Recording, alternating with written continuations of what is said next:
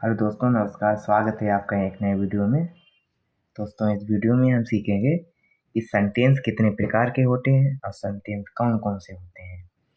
सभी सेंटेंसों को यहाँ हम सीखेंगे। तो दोस्तों, सेंटेंस एक होता है टेंस और एक होता है सेंटेंस। दोस्तों, टेंस हम आगे पढ़ाएंगे और आज सेंटेंस के प्रकार। सेंटेंस कितने प्रकार के होते हैं दोस्तों? मुख्य रूप से सेंटेंस जो होते हैं वो होते हैं 5 प्रकार। कितने प्रकार के होते हैं? 5 प्रकार के होते हैं।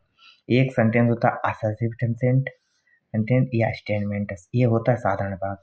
एक होता है इंट्रोगेटिव सेंटेंस, प्रश्नवाचक वाक्य। एक होता है इम्पेरेटिव सेंटेंस, आज्ञा या सलाह, प्रार्थना सूचक वाक्य, आज्ञा और सलाह। जिन वाक्यों में होता है वो इम्पेरेटिव सेंटेंस होता है।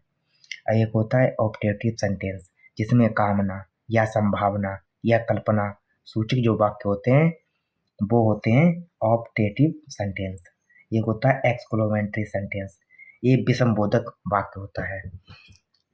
क्या होता है? विस्मयबोधक वाक्य होता है।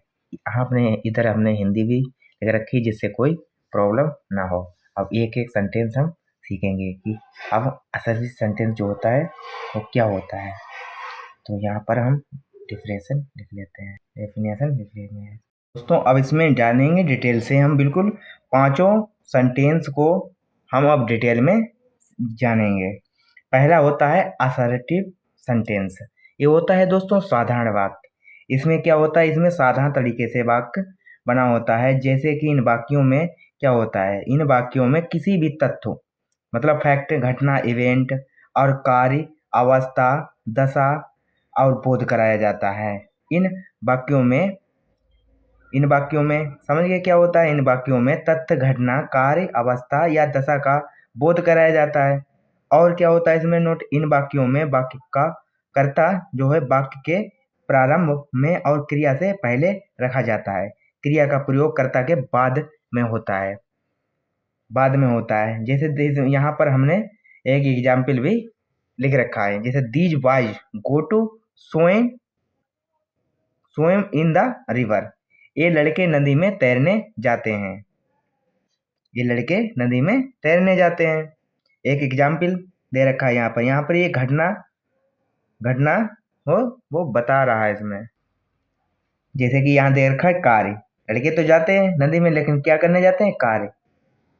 कार्य करने जाते हैं। कार्य क्या है? तैरने जाते हैं। इसमें भी दो प्रकार होते हैं। एक होता है अफर्मेटिव सेंटेंस, एक होता है निगेटिव सेंटेंस। तो दोस्तों, निगेटिव सेंटेंस और अफर्मेटिव सेंटेंस कुछ नहीं। इसमें जो अफर्मेटिव सेंटेंस होता है ये स्वीकारात्मक वाक्य होता है। इसमें कोई भी तथ्य स्वीकार पाया जाता है, वाक्य को स्वीकार पाया जाता है। निगेटिव सेंटेंस होता है निषेधात्मक वाक्य होता है, ये अस्वीकार पाया जाता है। जैसे कि अफर्मेटिव सेंटेंस जो हो गया वो हो गया जैसे हरी is a good boy, Hari एक जो अच्छा लड़का है, ये क्या हो गया? हमारा अफर्मेटिव सेंटेंस हो गया। और निगेटिव सेंटेंस, इसी को हम निगेटिव सेंटेंस बनाएंगे तो क्या हो जाएगा? Hari is not a good boy, Hari एक अच्छा लड़का नहीं है। सिंपली बन गया। इसी प्रकार से दूसरा हम सेंटेंस सीखेंगे। दूसरा सेंटेंस क्या है? Interrogative sentence. तो दोस्तों, इंट्रोगेटिव सेंटेंस क्या होता है? इंट्रोगेटिव सेंटेंस प्रश्नवाचक वाक्य होता है। क्या? ये वाक्य किसी भी घटना, तथ्य, कार्य, अवस्था या दशा के बारे में जानकारी परीक्षा करते हैं, इंक्वायरी करते हैं। अर्थात वाक्य में कोई भी प्रश्न पूछा जाता है। इन वाक्यों की क्या पहचान होती? कोई भी प्रश्न पूछा जाता है। जैसे कि तुमने गेट का ताला लगा दिया, तुम खाना खा के आए। तुम खाना का मतलब प्रश्न पूछ रहा है। तो इसमें क्या लगा? इंट्रोगेटिव क्या लगा होता है? जैसे कि क्या तुमने किताब पढ़ ली? क्या आपने खाना खा लिया? क्या आप वहां गए थे? क्या आपके घर पे रिश्तेदार आ गए? मतलब ये प्रश्न पूछने वाले जो वाक्य होते हैं, वो हमारे इंट्रोगेटिव में आते हैं। यहाँ पर हमने दो एग्जाम्पल के लिए दो जो है वो हमने टेंस दे रखे हैं। जैसे कि एक क्या है? Do you go to your school daily, क्या आप रोजाना अपने स्कूल जाते हो? Has he done his work, क्या उसने अपना काम कर लिया है। तो ये हो गया हमारा इंट्रोगेटिव सेंटेंस हो गया। इसी प्रकार से तीसरा होता है वो होता है इम्परेटिव सेंटेंस। ये होता है आज्ञावाचक वाक्य होता है। आज्ञावाचक इन वाक्यों में मतलब क्या होता है, कोई भी आज्ञा सूचक शब्द या आज्ञा वाले जो वाक्य होते हैं वो इसमें आते हैं। जैसे कि कोई भी वाक्य हो उसमें आज्ञा दी हो, जैसे आज्ञा वाक्य में आज्ञा जैसे शब्द आ रहे हों, ऑर्डर जैसे, परामर्श, आदेश, इच्छा, ये इसमें आते हैं जो इम्परेटिव वाक्य होते हैं, मतलब आज्ञा दे रहा है। जैसे कि इन वाक्यों में आज्ञा, ऑर्डर, प्रार्थना, रिक्वेस्ट, परामर्श, एडवाइज, आदेश, कमांड, इच्छा, विश आदि का भाव प्रकट होता है। जिन वाक्यों में उन वाक्यों को हम क्या कहते हैं, इम्परेटिव सेंटेंस कहते हैं। जैसे हरी अप, जल्दी करो, प्लीज हेल्प मी, कृपया मेरी मदद करो। तो इसमें जो है आज्ञा मांग रहा है, आज्ञा दे रहा है। आज्ञा क्या दे रहा है कि जल्दी कोई भी काम कर रहे हैं वो जल्दी करो। और प्लीज हेल्प मी, कृपया मेरी मदद करो, ये भी आज्ञा, किसी को आज्ञा दे रहा है कि मेरी मदद करो। तो इस तरह के जो वाक्य होते हैं वो आज्ञा सूचक वाक्य या आज्ञा वाचक वाक्य कहते हैं। वो आते हैं हमारे इम्परेटिव सेंटेंस में।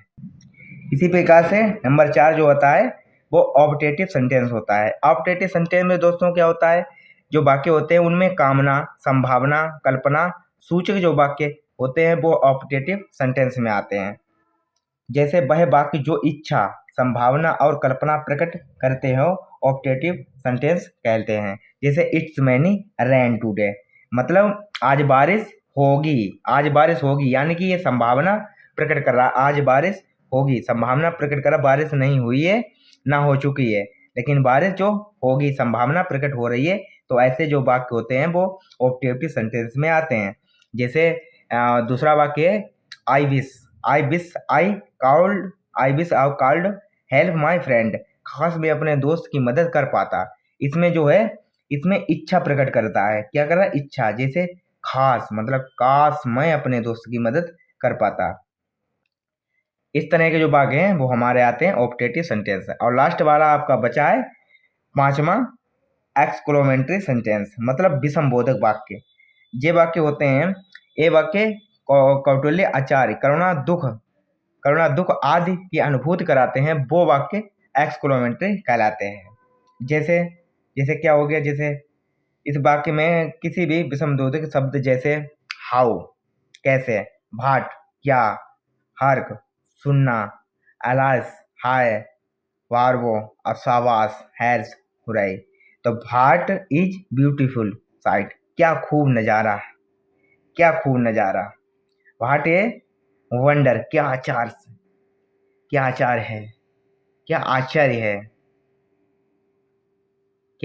आश्चर्य है। इस प्रकार के दोस्तों वाक्य एक्सक्लेमेटरी में आते हैं। दोस्तों वीडियो पसंद आया हो तो वीडियो को लाइक करो, शेयर करो और हमारे चैनल पर नए हो तो सब्सक्राइब करो। धन्यवाद।